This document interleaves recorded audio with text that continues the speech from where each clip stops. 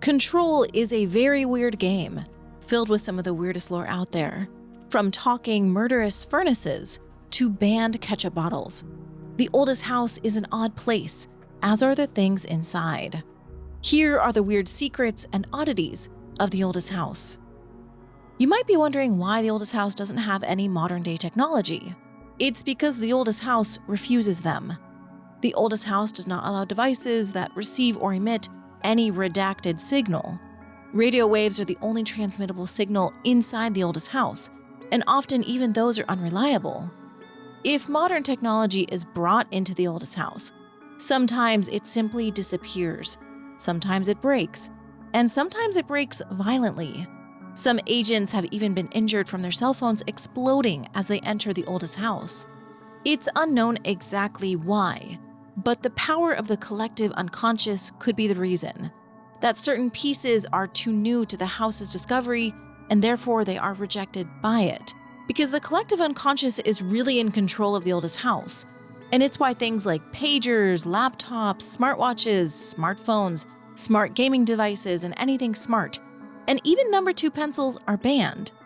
But also anything that is considered an iconic representation of an archetypal concept, like rubber ducks or ketchup bottles, are also not allowed within the oldest house.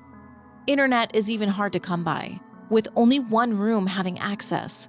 Within external communications, all the computers are lined with BlackRock to help connect to the outside world, and this is the only connection to the outside. Inside the oldest house, there's also very strict laws and rules and rituals. In an FBC announcement, it warns of the law of 3 applying to all the faucets within the oldest house, so that you can avoid causing any aquatic misconduct. What this actually means is a mystery, but I guess make sure you follow the law of 3. Another weird rule of the oldest house is to cover your eyes if you see a window. The oldest house is not supposed to have windows, so any would be a sign of a paranatural origin. The rule is so strict that if you have to fashion a blindfold out of clothing, the FBC will kindly excuse your dress code violation. Another rule, and one that isn't so lenient, is the one involving pink documents. You'll be fired or even harmed if you don't burn any documents that suddenly turn pink or light red, and these rules cannot be broken. The Atlas is a creation of the oldest house itself. It seems to be some type of representation of the house, and just like the house, it is made of the same materials and it also shifts, though it's impossible to observe it in the process of changing. Even when trying to record it, the shifting happens so quickly it's undetectable. And even though it shifts just like the oldest house, the shifting of the house and the Atlas don't happen at the same time and don't seem to be connected. According to the art book, the Atlas is a failed attempt by the Rangers to map the oldest house, with the strings representing the non-spatial connections between subdivisions. The oldest house is really hard to control, monitor, and predict, which is the case for its mysterious shifts. Rooms disappear and entire wings are relocated, and the shifts account for 39% of FBC accidents. They are unpredictable and sometimes result in some weird and terrifying experiences, which is what happened to one agent and a shark. During one shift of the house, a shark got shifted into a meeting room, along with over 2,000 gallons of water. It was a tiger shark, and one of Darling's pet research projects. A security order was filed after the shift that is mostly redacted, but at the end it says shoot to kill, good luck. Another weird part of the oldest house is the furnace. The furnace is a very weird entity. Some even believe it is fully sentient, and it may be. But how it exists within the oldest house in the query is also very weird. Per a furnace complaint, it reveals that outdated paperwork cannot be burned in the furnace. Staff also don't even know what it is heating, or who is actually in charge of it. The sound of it is also kind of creepy. It sounds like some kind of weird wheezing. The lead researcher of the parakinesiology department, Dr. Pierce, took notice of the furnace's odd behavior after it had apparently been speaking to her. It had been talking to her for some time, and she claimed that she even recorded it. My name is Dr. Pierce, lead researcher of the parakinesiology department. I believe that I've discovered a Code Omega Paranatural entity residing within the Bureau itself, right under our noses. Darling refused to allocate me the budget or resources, so I'm taking matters into my own hands. Let this recording be the proof I need to convince them. The furnace can speak. It's been talking to me for some time now. Listen.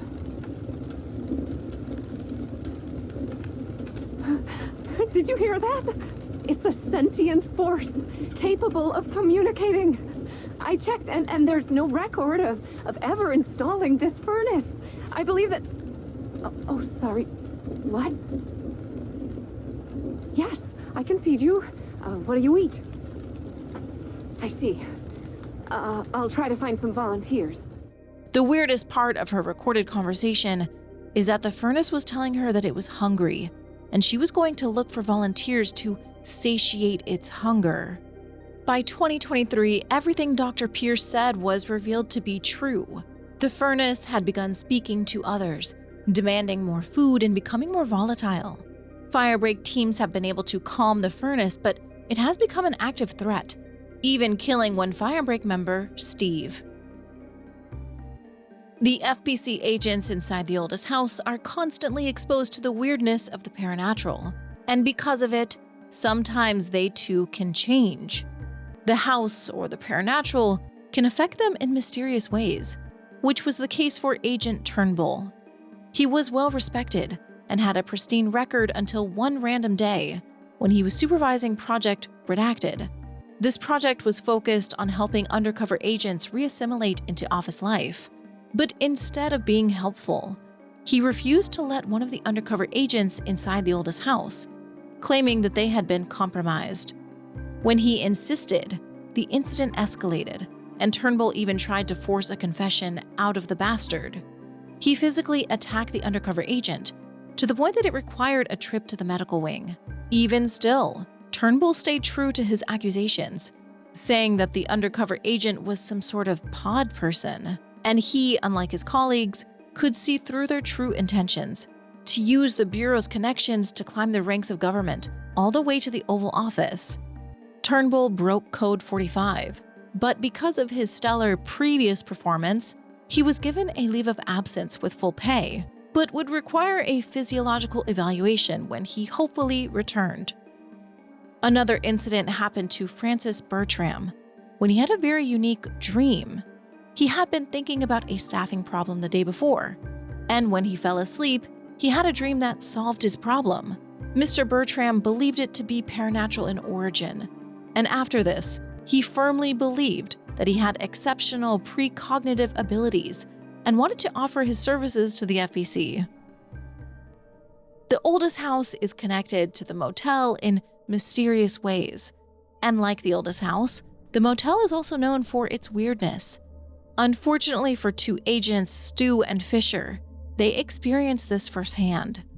In a complaint made by Dave, it reveals that an agent named Fisher volunteered to stake out the motel, and he had to be pulled out afterwards.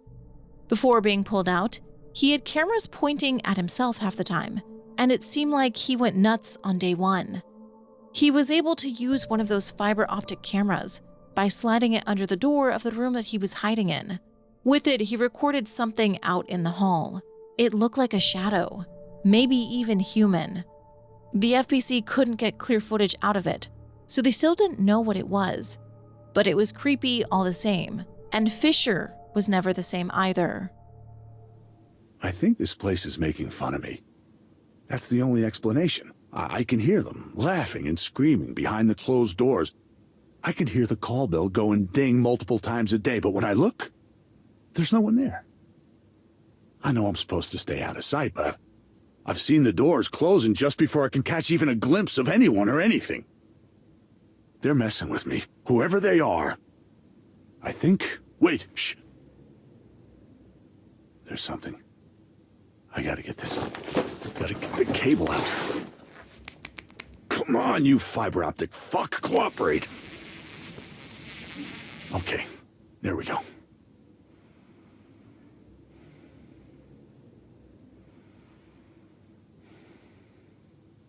All right, that was faint, but I definitely heard movement coming from the hallway. I think I might have finally caught one. Ha! The recording better work this time, or I swear to God. What? Hello?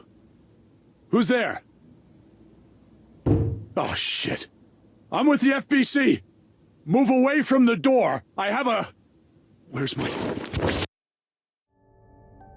Sometimes the weirdness of the Paranatural isn't found inside the oldest house. In this instance, it was instead found all around the world. As an FBC experiment, television sets were placed in a variety of locations around the world, inside rooms that were identical in their decoration. The hypothesis was that by identically altering the decor of every room, and then changing the channel in every room but one, that the single deferring television would spontaneously align the incoming frequency to match its synchronized counterparts. It was believed to be a failure at first, but then they realized that all the agents responsible for arranging and monitoring these rooms were all experiencing the same emotional turmoil as one clinically depressed member of the team. The experiment worked, just not in the way they were expecting. Something else that is extremely interesting and outside of the oldest house is the secret black market hub that specialized in occult talismans, relics, ceremonial objects, and genuine altered and paranatural items. The FBC learned of this black market when they raided the market in the Czech Republic. Unfortunately, because so many of the suspects had access to paranatural items, they tried to use them to escape, and numerous people were killed and injured in the process. Because of this, the FBC was unable to question everyone. From those they did capture, they learned that not only is there a vast network of these types of retailers, but they're also gathering information on altered items and other paranatural materials from sources unknown to the FBC. This means that not only is there a growing awareness of the general public regarding the paranatural, they also don't know how to properly use them. It's unknown exactly why these collectors want these specifically unique black market items and what they plan to do with them. The data breach is another piece of interesting control lore because it connects to the real world. The individuals listed as being the hackers are actually real fans who solved the Control ARG from 2018. Several fans that participated are in the credits, and these 5 made it into the game. The oldest house is a very weird place, filled with weird rules and weird laws that only it understands. And while whatever is inside has escaped by the time of Control Resonant, I do believe the oldest house will one day be back to its weird old self. At least, I hope. Anyways, that's just some of the weirdness of the oldest house and lore of Control that maybe you missed. Do you have any that I missed? And which one is your favorite? Let me know in the comments, and thank you so much for watching. Thank you to my channel members, thank you to my Patreon supporters, thank you all so much for your support, and I will see you next time.